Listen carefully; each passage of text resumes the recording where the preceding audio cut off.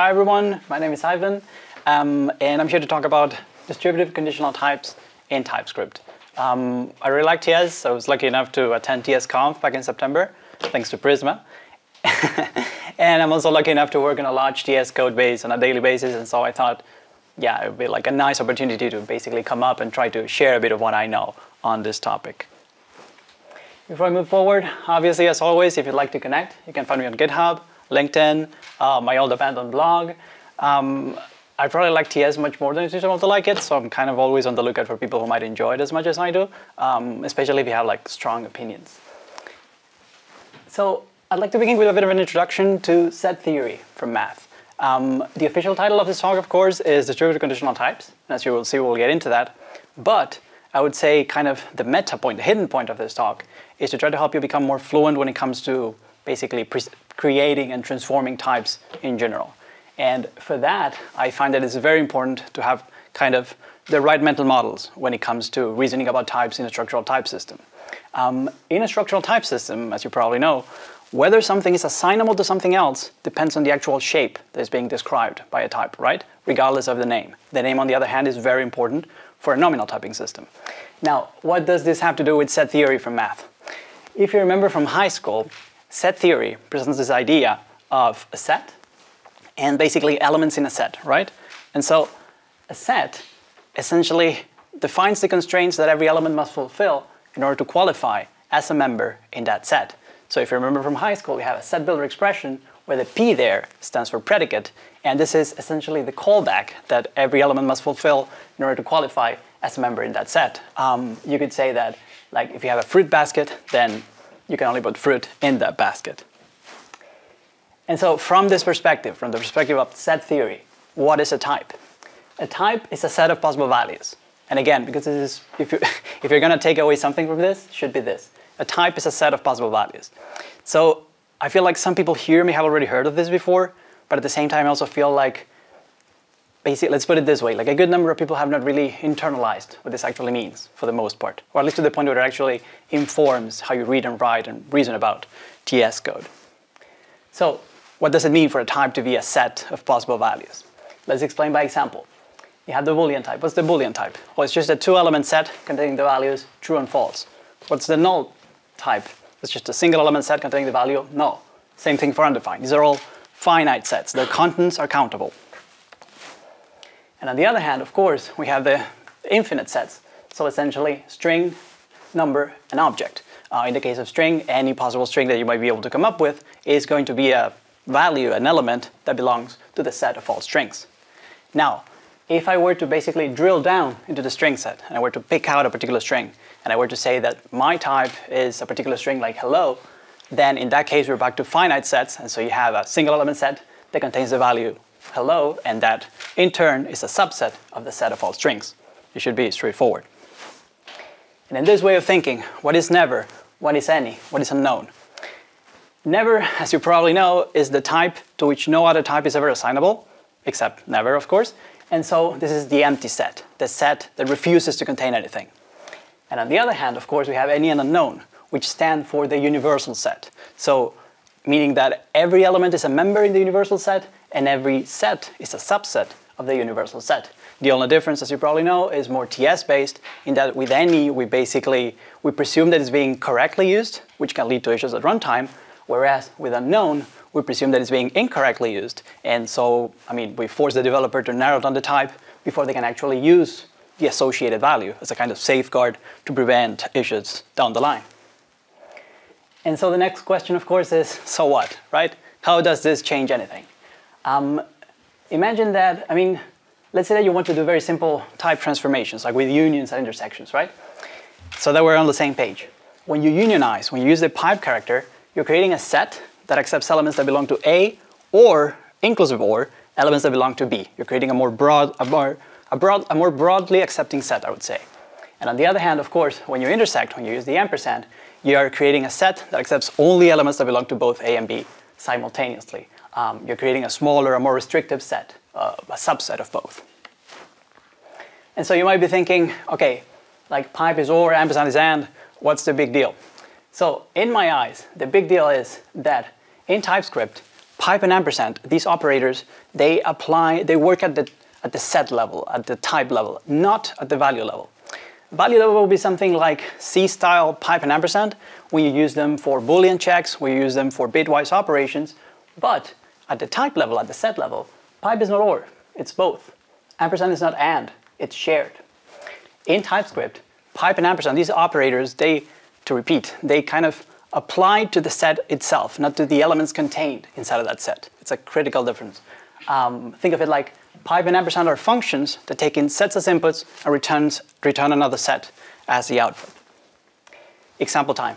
Say you have two interfaces, iCat and iDog, and they each have, they share a method, and at the same time they have a method that is unique to each. Let's say that you unionize them, so iCat in union with iDog. What do you get back? You get back an entity that is typed such that it's going to have access to the methods of A and B, so the methods of iCat and the methods of iDog. But if you had mentally parsed the pipe as or, then you would have concluded, oh, okay, I'm going to have access to either the methods of iCat or the methods of iDog, and that would have been entirely wrong, as the compiler would have told you. The other side of the coin, of course, is the same example, but with the ampersand. So iCat in intersection with iDog. What do you get back? You get back an entity that is typed such that it only has access to the methods that are shared between the two interfaces. And again, if you had like mentally parsed the ampersand as and, then you would have thought, okay, I'm going to have access to all of the methods in iCat and all of the methods in iDog. And that would have been entirely wrong, again. Another example that is really good at kind of surfacing misunderstandings is this one. This one is homework for you, so you can think about it on your own time, in your own terms. But let me promise you that if you train yourself to do the sets in here, then this should be pretty straightforward. But if it's still kind of confusing a bit, then I would treat that as a kind of signal that you still need to refine your mental model a little bit. And so a very interesting thing about this is that this way of basically parsing types as sets is that it kind of clarifies the language that the type checker uses whenever it refers to the relationships between your types, particularly when it complains, right? So when TS complains that a value is not assignable to a certain type, then your mind should go, oh, okay, this element is not a member of that set. Same thing here. When a TS complains that a type is not assignable to a certain other type, then your mind should go, oh, okay, this set is not a subset of this other set. It sets all the way. And even more interesting is the extends keyword, which I think it would have been amazing if they had actually called it is subset of, because that's what it actually indicates. I'm very much aware that extends has this very traditional connotation of OOP, of classes and inheritance, but I would say in TypeScript, extends is a subset indicator. It's a set constrainer. Just like with ampersand, you're delineating a smaller set. And this brings us, of course, to the green label, basically to the fun part. Let me ask you, if the point of extends is to constrain a set, then what happens when you apply extends to a generic? Well, of course, you end up constraining it. You reduce the generic, the potentially universal set, into the subset that you want to work with in a particular type. And so, of course, this brings us to the amazingness that you can accomplish with conditional types. In the simplest form, as you can see here, a conditional type is like this. Type R equals X extends B, then C else D. What does this mean, right? X extends B is a question that wants to know, is X a subset of B? And again, I know that with extends, I mean, it's such an overloaded keyword that you end up thinking, okay, parent type, child type. But again, conceptually speaking, at the set level, there is no inheritance in types, even if it looks like there is. Something really interesting about this is that when you're describing the shape of an object, like with a type or with an interface, there's this, I would call it like this inverse relationship between the number of properties that you specify and the range of possible values in a set. So that the larger the interface, the smaller the set, and vice versa. Think of it like every time you're adding another property to your interface, you're actually shrinking the set that it stands for. And so, use cases. Why do we care about all this? I mean, what are conditional types good for? So many things. There are three main use cases that I personally find the most useful: relating types, destructuring types, and distributivity. I'm just going to very briefly go over the first two because I feel it's just one of those cases where like the code is so much more expressive than what an explanation can be. And this way I get more time to spend on distributivity, which I feel it really does deserve the explanation. And so use case number 1, relating types. You can use conditional types, for example, in the return type of a function in order to establish the relationships between the input and output types of that function. So that you get like argument type A should get return type B, but argument type C should get return type D, that kind of thing. And again, keep it in mind, this is super useful. You can replace function overloads with this, and keep it like refactoring in a very clean way. But at the same time, I feel like this should be pretty straightforward. So I'm not gonna dwell on this, and you're gonna receive the slides later if you wanna take a look. Second use case, destructuring types. Something I really like about conditional types is that they give you this license to use the infer keyword. And the infer keyword allows you to basically extract a piece of a type and name it, label it, just as you would extract a piece of an object and name it in a normal object when it's destructuring a normal object in vanilla JavaScript. And again, I guess that most of this should be kind of inferable, but if you want to take a longer look, then you can check the slides later, but this is pretty straightforward. And then the third use case is distributivity, or transforming types.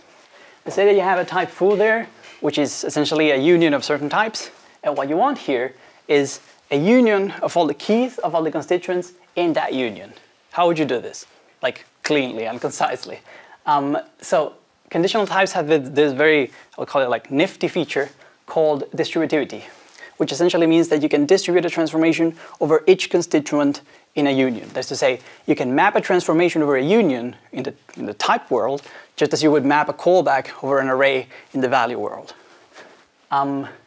Before I go any further, there are artificial conditions, right? So these are conditional types. But what if you want this distributive effect and you don't have a condition, right? What do? Are you limited in that sense? You're not limited. So basically what you can do is create an artificial condition. You can manipulate sets in order to essentially create a condition that is always true and where the false branch is never reached, and therefore it's a condition only meant to trigger distributivity. You can accomplish this using any unknown, as you know, the universal sets, or the set itself. This will always be true. And so coming back to the original example, if you want the union of all the keys, of all the constituents in that union, you just set up an artificial condition, apply your transformation with key off, and then you're done, because the mapping itself was done for you by the conditional type. Another very good example to see this is non-nullable, which is actually a distributive conditional type when it takes in a union.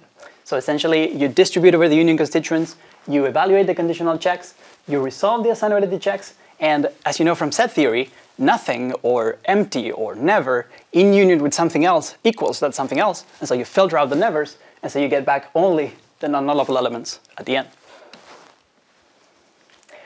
Conditions for the condition. Well, obviously, this being so powerful, there are a number of conditions that you need to keep in mind in order to be allowed to distribute. And I would say 2 of the 3 are pretty straightforward. Essentially, the condition must check a generic, as you can see there. 2, the check generic must be naked. I ran out of room in the label, but naked here essentially means alone to the left of extends. So if you can see there in the first example, T fulfills that condition. In the second example, T is being passed as a generic to another type that is defined elsewhere. So it's not alone to the left of extends. And the third example, of course, T is not even to the left of extends, so it does not fulfill the condition. They should kind of clue you in. And then the third condition, which I wasn't really sure whether to include it because it's kind of obvious, the generic must be past a union. Essentially, you need something to distribute over. Otherwise, it would be like mapping over a non-array, right? It would not make any sense.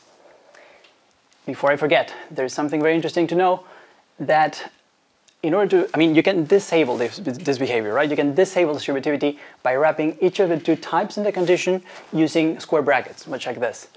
However, and this is my personal opinion, distributivity, as you can see here, is the default behavior. So disabling it, personal opinion, I think should be kind of the exceptional case rather than the rule. But again, my appreciation. And all of this is just like one type transformation pattern. And there are many, many more of these patterns that you can come up with and that allow you to do things like, this is an example of production code for my company, and I don't know how we're doing on time, but maybe we can come back to this during the Q&A so that I don't run over because I'm not keeping track of time. But just basically, yeah, to conclude, I would like to say that, distributive conditional types are very useful, yes, and so are many other type transformation patterns, But I feel that in order to use these tools, in order to build cool things using these tools, we still need to find the right mental models for reasoning about types. And my whole motivation here today was essentially to basically showcase how set theory can help you as a framework for reasoning about types in a different way. And that is all I had to say. Thank you.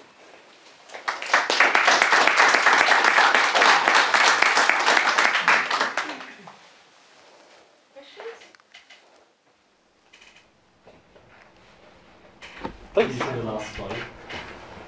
Slides. Oh, it's me? Go ahead. I see like this vast body of nested conditional statements. It's like production code. So do you like actually test this on the type level? Do you write tests for this? So, I mean, as far as I know, we haven't tested it, no. To be completely direct, no. I do know that there are certain packages to test types. In a way, I haven't really explored that possibility. I mean, most of this, so to give you some background on this, we have this, in my company, NIDN, we have this internationalization project.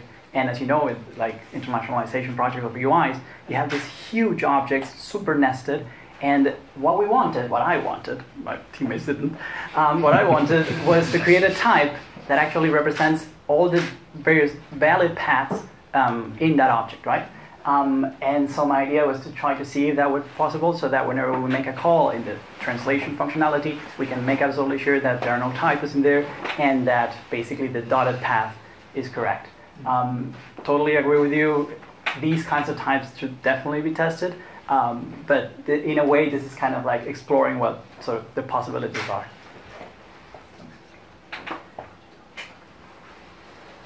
There was someone else with a question? I just wanted to give you the chance to show the slide again. It's like a nested object, right? So it like parses the nested object. So essentially, there are a number of transformations and filters because, as you know, for example, with objects, you have so the property can be a string, can be a number, can be a symbol. So there are things that you might not think about, like when you first start doing it, and then you start realizing, okay, why is it not finding that particular type? Oh, okay, because it's actually a union of stuff that usually you don't use, but you still need to check for. So it kind of like starts growing and growing. I would say it's kind of, I don't know, it would be too presumptuous to say that it's a disadvantage of the language that you end up with these kind of like super nested ternary statements because you don't have any other way of expressing what you need to express. Maybe we're gonna get it in the future if people like start doing their thing and like the pros see it and say, okay, we need some kind of syntax to express this in a more readable manner. But yeah, that is, I mean, I should have actually, this is just a slide, but maybe I can share the code later. I mean, it's actually open source, so I can just share the link later and you can check it out. It's not pretty, but it works. Yeah, I think like one of the most craziest examples I've seen is like Stitches is like CSS library, where you declare like component and then you like declare all the variants, and then there is a special object which you say this CSS is visible only when this variant and this variant used together, and then it's all type safe, and then you declare an object like as a JavaScript object, and then it creates a component for you with the API that you used inside of the object. So it automatically creates a type definition and property definition based on your declarative description basically for the component. And it's like one of the most complicated types I've seen in code base. I mean, they're fun to write, but at the same time, I feel like there should be a better, I mean, we keep doing this. I mean, for example, this is a variadic tuple type. There is some stuff that's just like very sort of recent and there's not a lot of documentation, so you end up basically checking it out and seeing the types that you get back in order to see how it actually works. I mean, I would be delighted if we had another, like, more modern ways of expressing what we're trying to express here. Because even myself, like, I add a lot of comments, but because I know that I'm going to need them, because I'm going to come back and I'm going to have to re-reason everything all over again so that I can know what is going on. But I do agree that if the language allowed us to make this stuff much simpler, like in your example and in this example, it opens up a lot of possibilities. But for example, from my presentation, for example, having, I would say, like an artificial condition sounds like we're abusing the language. I mean, it's totally valid, but you're abusing the language to do something that it's possible. But I don't really know if it's advisable, but otherwise it's impossible. So you're not left with a lot of choices. Go ahead. For a big internationalization project, have you found that having these arguably complex transformations that makes your build speeds longer? Or like build speeds longer? No, not really. I mean, this is actually just used during the development phase. For example, when you start putting all the calls everywhere, you type check those calls. But at the time, I mean, whenever we build a project, no. I mean, this in fact is just, I don't know, like 400, 500 lines, just one type in small chunks. But yeah, no, I wouldn't say that it really does have an impact on build speeds. Maybe if the thing is, it's a very specific scenario where you need that kind of thing, right? It's not like this is representative of most of the types that you need throughout your project. Yeah, then it might affect. Just last thing, because at some point I heard something about the type directive being slower than interface for certain use cases, which obviously is not a problem unless you're building a huge project. I think like the only reasons that might be interesting is if you do like code generation, as like Prisma is doing, for example. And I was just wondering, because like internationalization values or types can grow quite large, I suppose. And you wouldn't want your editor to slow down because TypeScript is slow on these particular things. But it's good to know that you didn't find any performance degradation. Certainly, I mean, it's anecdotal. I don't have the numbers to be able to actually say yes or no, but perceptively, there's not really that much of a difference, at least as far as this is concerned.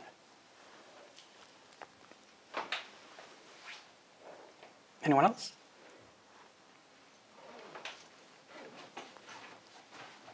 Everyone is focusing on this, but what about the sets? Like, does that make sense? Cool, then I'm happy.